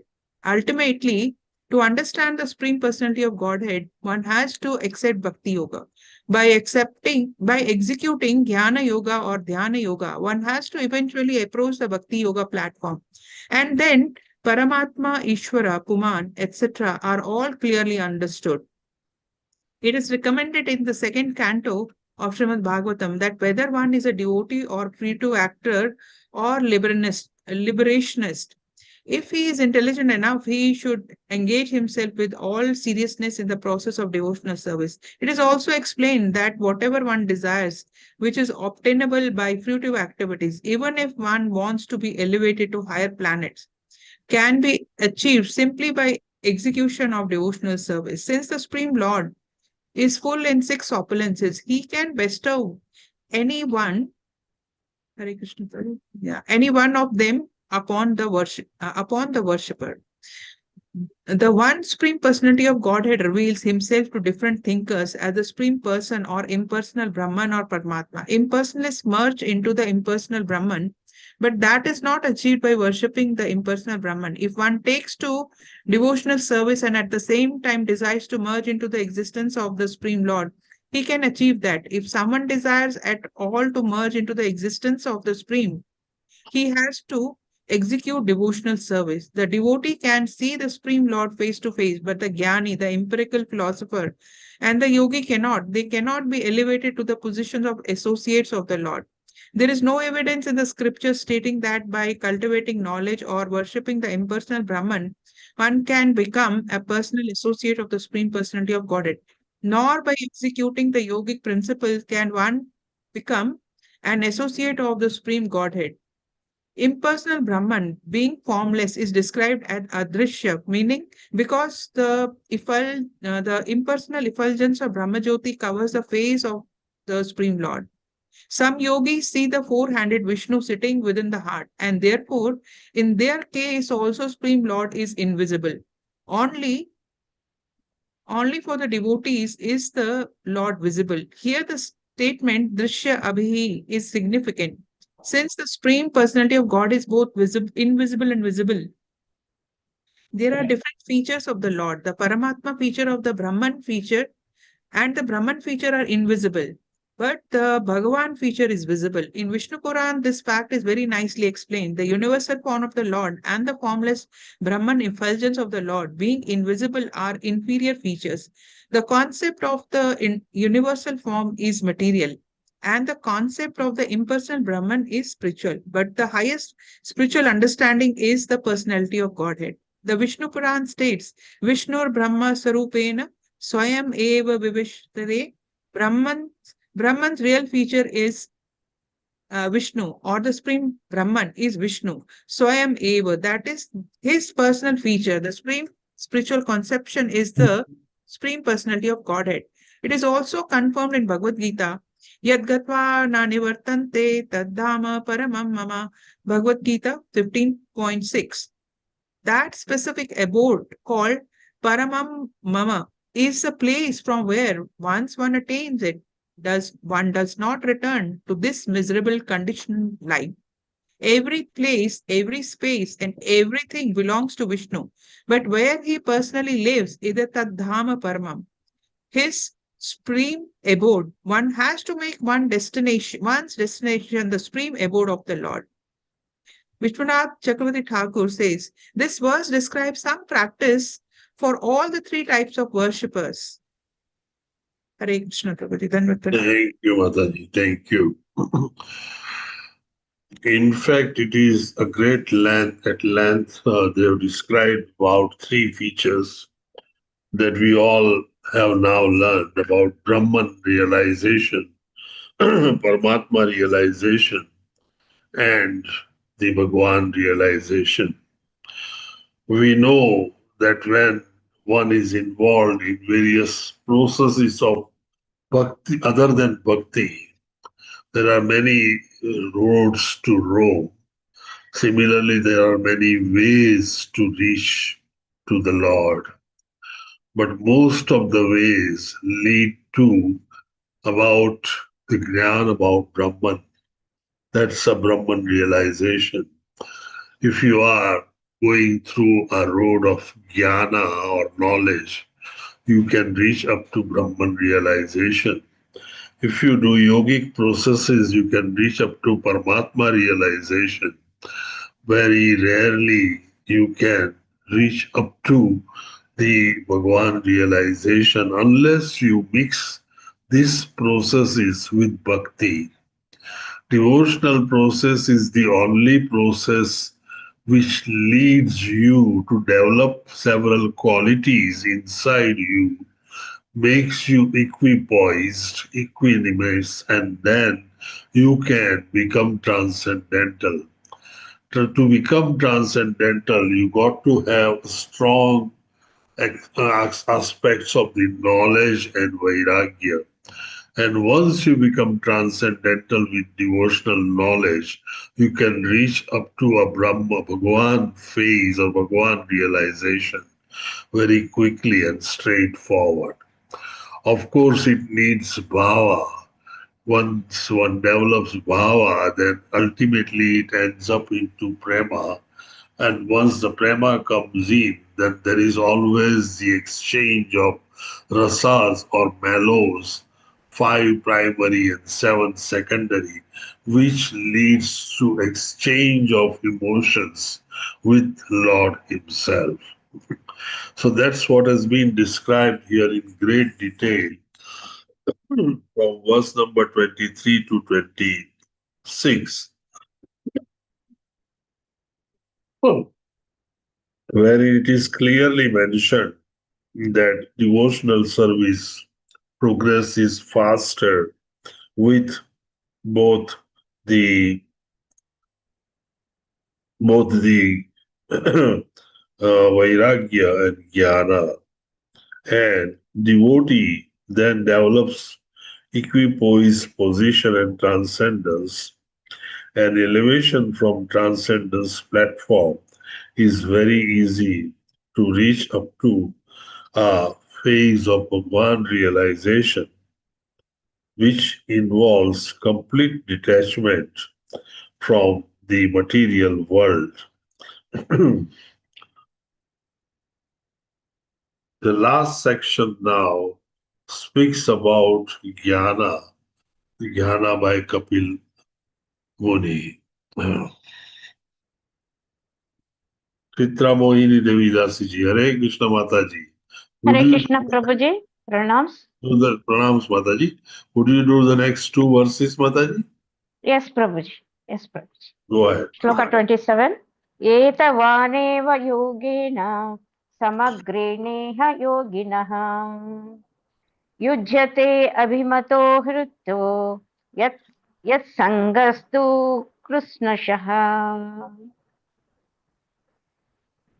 The greatest common understanding for all yogis is complete detachment from matter, which can be achieved by different kinds of yoga. For the devotee, jnanis and yoginaha, by bhakti, jnana and asangha yogas, etavan yogin, complete detachment from sense objects, asangaha, is common method to achieve the desired goal. Little bit up, Prabhuji. I think my hand is coming in between. Abhimata arthaha. By complete detachment alone, one's desired goal of prema or liberation is achieved. So there are three kinds of yoga, namely Bhakti Yoga, Jnana Yoga and Ashtanga Yoga. Devotees, jnanis and yogis all try to get out of the material entanglement. The jnanis try to detach their sensual activities from the material engagement. The Jnana Yogi thinks that matter is false and that Brahman is truth. So he tries, therefore, by cultivation of knowledge to detach the sense from material enjoyment. The Ashtanga Yogis also try to control the senses. Thirdly, the devotees, however, try to engage the senses in the service of Lord. Therefore, it appears that the activities of the bhaktas, devotees, are better than those of jnanis and yogis. The mystic yogis simply try to control the senses by practicing the 8 divisions of yoga: yama, niyama, asana, pranayama, pratyahara, etc. And the jnanis try by mental reasoning to understand that sense enjoyment is false, but the easiest and most direct process, little bit upright, process is to engage the sense in the service of Lord. The purpose of all yoga is to detach one's sense activities from this material world. The final aims, however, are different. Jnanis want to become one with the Brahman effulgency, yogis want to realize Paramatma, and devotees want to develop Krishna consciousness and transcendental loving service to the Lord. The loving service is the perfect stage of sense control. The senses are actually active symptoms of life and they cannot be stopped. They can be detached only if there is superior engagement, as it is confirmed in the Bhagavad Gita. Parama društva nivartate, Bhagavad Gita 2.59. The activities of sense can be stopped if they are given superior, little bit up, Prabhuji. No, it has gone. 2 lines went up. The activities of the sense can be stopped if they are given superior engagements. The supreme engagement is engagement of the senses in the service of the Lord. That is the purpose of all yoga. VCT, I have a desire to perform bhakti. I have heard about it and understood it. Curious about jnana and yoga, I have heard about them and understood them. But in jnana, I have not understood completely about non-dual knowledge. Therefore, explain that briefly, 28 to 32. Little bit up, Prabhuji. Text 20. Okay. Next. Go ahead. Shall I continue, Prabhuji? Yes, Prabhuji. Yes. Yeah. 1 minute, Prabhuji. Jnanamekam parachinai indriyai brahma nirgunam avabhyatyartha rupena Brantya Shabdadi Dharmina. Those who are averse to the transcendence realize the supreme absolute truth differently through speculative sense perception, and therefore because of mistaken speculation everything appears to them to be relative. This verse explains that the Brahman appears as various objects. The supreme absolute truth, the personality of Godhead, is one and is spread everywhere by his impersonal feature. This is clearly expressed in Bhagavad Gita. Lord Krishna says, everything that is experienced is but an expansion of my energy. Everything is sustained by him, but that does not mean that he is in everything. Sense perceptions such as oral perception of the sound of a drum, visual perception of a beautiful woman, or perception of a delicious taste of milk preparation by the tongue, all come through different senses and are therefore differently understood. Therefore, sensory knowledge is divided in different categories, although actually everything is one as a manifestation of the energy of the Supreme Lord. Similarly, the energies of fire are heat and illumination, and by these two energies, fire can display itself in many varieties or in diversified sense perception. Mayavadi philosophers declare this diversity to be false, but Vaishnava philosophers do not accept the different manifestation as false, they accept them as a non-different, little bit up from the Supreme Personality of Godhead, because they are a display of his diverse energies. The philosophy that the absolute is true and this creation is false, Brahma Satyam, Jagan Mithya, is not accepted by Vaishnava philosophers. The example is given that although all that glitters is not gold, this does not mean that a glittering object is false. For example, an ostrich shell appears to be golden. This appearance of golden hue is due only to the perception of the eyes, but that does not mean that the oyster shell is false. Similarly, by seeing the form of Lord Krishna, one cannot understand what he actually is, but this does not mean that he is false. The form of Krishna has to be understood as it is described in the books of knowledge, such as Brahma Samhita, Ishvara Paramaha Krishnaha, Sachidananda Vigraha, 5.1. Krishna, the Supreme Personality of Godhead, as an eternal, blissful spiritual body. By our imperfect sense perception, we cannot understand the form of the Lord. We have to acquire knowledge about him. Therefore, it is said here, Jnanam Ekam, Bhagavad Gita confirms that they are fools who simply upon seeing Krishna consider him as a common man. They do not know the unlimited knowledge, power and opulence of the Supreme Personality of Godhead. Material sense speculation leads to the conclusion that the Supreme is formless. It is because of such mental speculation that the conditioned soul remains in ignorance under the spell of illusory energy. The Supreme Person has to be understood by the transcendental sound vibrated by him in Bhagavad Gita, wherein he says that there is nothing superior to himself. The impersonal Brahman effulgence is resting on his personality. The purified absolute vision of Bhagavad Gita is compared to the river Ganges. Ganges water is so pure that it can purify even the asses and the cows. But anyone who disregarding the pure Ganges wishes to be purified instead of the filthy water flowing in a drain cannot be successful. Similarly, one can successfully attain the pure knowledge of the Absolute only by hearing from the pure Absolute himself. In this verse, it is clearly said that those who are averse to the Supreme Personality of Godhead speculate with their imperfect senses about the nature of the absolute truth.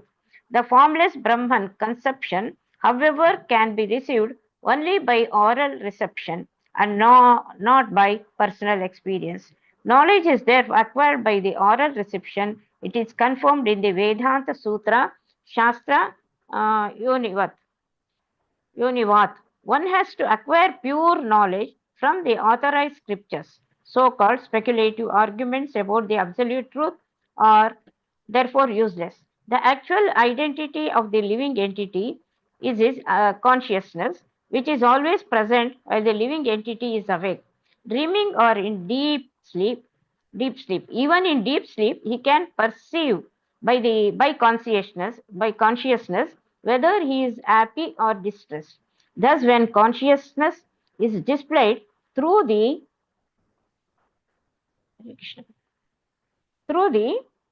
media of these subtle and gross material bodies, it is covered. But when the consciousness is purified in Krishna consciousness, one becomes free from entanglement of repeated birth and death. So when contaminated, pure knowledge is uncovered from the modes of material nature. The actual identity of the living entity is discovered, is eternally a servitor of the Supreme Personality of Godhead. The process of uncovering is like this. The rays of sunshine are luminous, and the sun itself is also luminous. And in the presence of sun, the rays illuminate just like the sun. But when the sunshine is covered by the spell of a cloud or by Maya, then darkness, the imperfection of perception begins.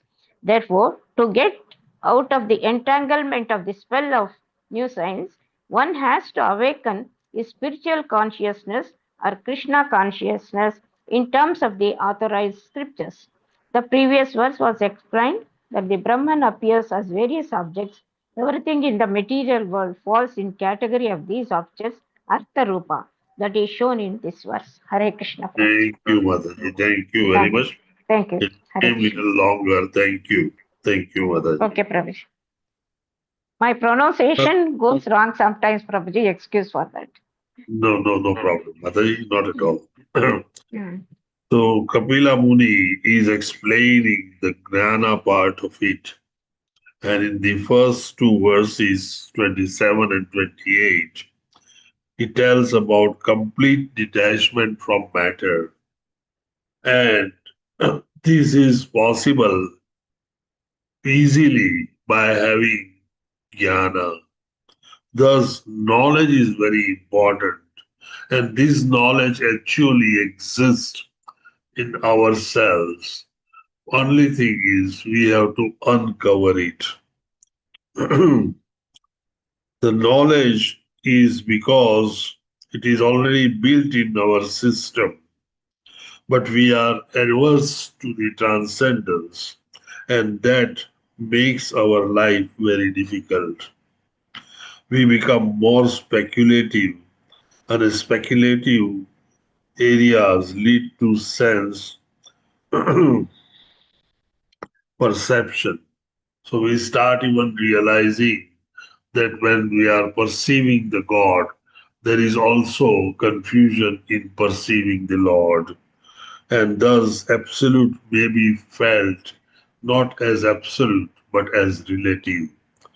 So one must have uncovering of the knowledge done properly by total material detachment and absolute attachment to the personality of Lord. Madhumai Krishnan Mataji. Go ahead, Mataji. Hare Krishna Prabhuji. Text 29. Yata mahan aham rupaha trivrit panchavidasvarat ekadasha vidastasya vapur andam jagadyataha. Translation by Srila Prabhupada. From the total energy, the Mahat Tattva, I have manifested the false ego, the three modes of material nature, the five material elements, the individual consciousness, the 11 senses, and the material body. Similarly, the entire universe has come from the Supreme Personality of Godhead. The Supreme Lord is described as Mahatpada, which means that the total material energy known as Mahat Tattva is lying at his lotus feet. The origin or the total energy of the cosmic manifestation is the Mahat Tattva. From the Mahat Tattva, all the other 24 divisions have sprung, namely the 11 senses, including the mind, the 5 sense objects, the 5 material elements, and then consciousness, intelligence, and false ego. The Supreme Personality of Godhead is the cause of the Mahat Tattva, and therefore, in one sense, because everything is an emanation from the Supreme Lord, there is no difference between the Lord and the cosmic manifestation. But at the same time, the cosmic manifestation is different from the Lord. Ford company owner and his energies cars. The word Swarat, Prabhuji, little bit up. The word Swarat is very significant here. Swarat means independent. The Supreme Lord is independent and the individual soul is also independent. Although there is no comparison between the two qualities of independence, the living entity is minutely independent and the Supreme Lord is fully independent. As the individual soul has a material body made of 5 elements and the senses, the Supreme Lord, the Supreme Independent Lord, similarly has the gigantic body of the universe. The individual body is temporary. Similarly, the entire universe, which is considered to be the body of the Supreme Lord, is also, Prabhuji, scroll up, temporary, and both the individual and the universal bodies are products of the Mahat Tattva. One has to understand the differences with intelligence. Everyone knows that his material body has developed from a spiritual spark, and similarly, the universal body has developed from the supreme spark, the super soul. As the individual body develops from the individual soul, the gigantic body of the universe develops from the supreme soul. Just as the individual soul has consciousness, the supreme soul is also conscious. But although there is similarity between the consciousness of the supreme soul and the consciousness of the individual soul, the individual soul's consciousness is limited, whereas the consciousness of the Supreme Soul is unlimited. This is described in Bhagavad Gita 13.3. Kshetrajnam chapi mam vidhi. The super soul is present in every field of activity, just as the individual soul is present in the individual body. Both of them are conscious. The difference is that the individual soul is conscious of the individual body only, whereas the super soul is conscious of the total number of the individual bodies. Vishwanatha Chakra Thakura Chakravarti, so he tells, this verse explains the qualification for jnana, bhakti only. Hare Krishna, Prabhuji.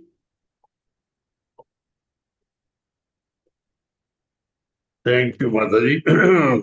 The verse number 29 actually deals mainly with the Lord and Lord's material energy. Material energy, as you know very well, is the external energy of the Lord. And this material energy leads to Mahat Tattva formation. His total contribution is from Lord himself. And thus we call Lord the source of all manifestations. He is not only the source of the manifestation, he also is a cause of manifestation, because ultimately everything differentiates as per his instructions. The Mahat Tattva then differentiates into 24 different elements, and thus a body formation occurs. Mataji, can you read verse number 30 and 31 as well? Yes, Prabhuji. Yes, Prabhuji. Thank you, Prabhuji. Text 30. Etadvai shraddhaya bhaktya yogabhyasena nityashah samahita atmanisango viraktya paripashyati. Translation by Srila Prabhupada.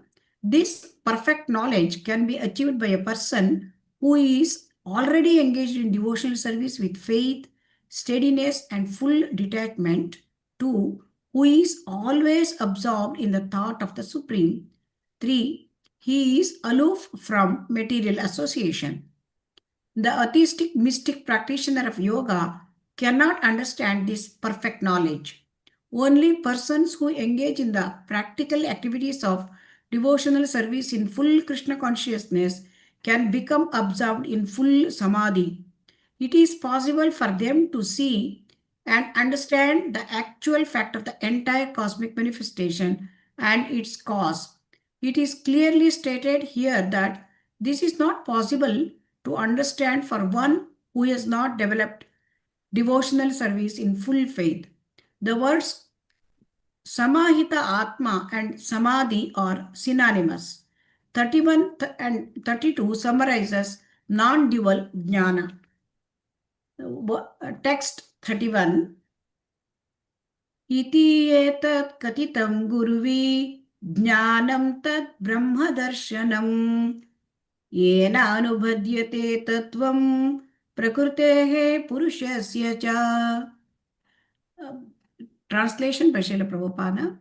Srila Prabhupada ki jai. My dear respected mother, I have already described the path of understanding the absolute truth, by which one can come to understand the real truth of matter and spirit and their relationship.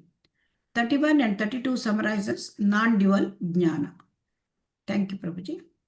Thank you very much, Madhumai Krishnakant Mataji. The verse 30 describes in detail about perfect knowledge and transcendence, transcendental platform brings that perfect knowledge. So one has to reach the transcendent platform. It involves complete detachment from the matter and total engagement into a devotion.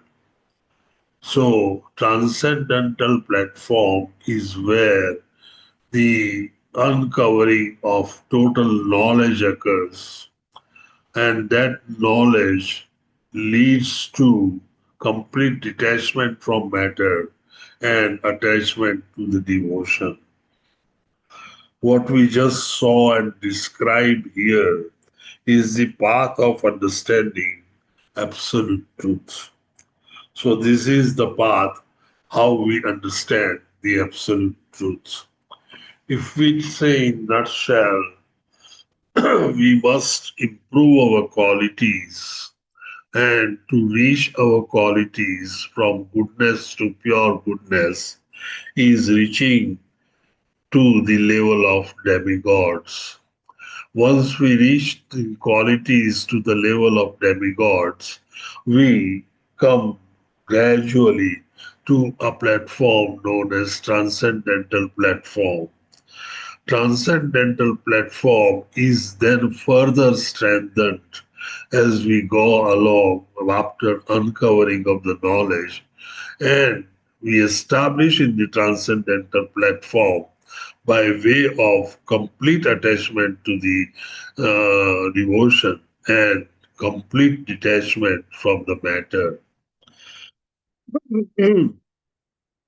Ultimately, the aim is to understand the Absolute Lord.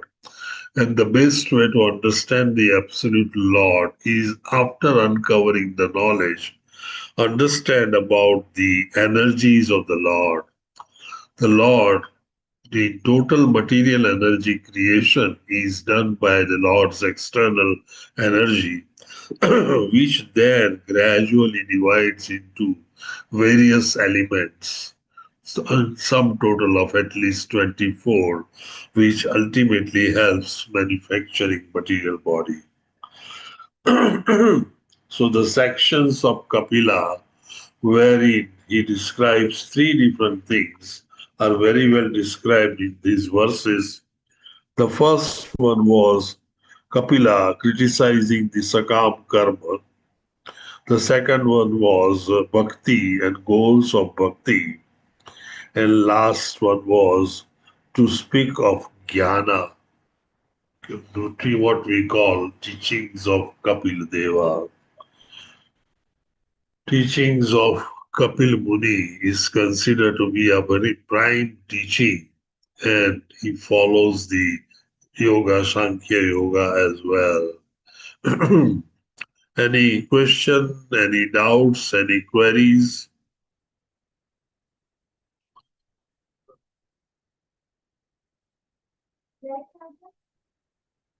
If there are no questions, no doubt, no queries, Vancha kalpatarubhyasya kripa sindhubhya evasya patitha nama pavanebhyo vaishnavebhyo namo namaha.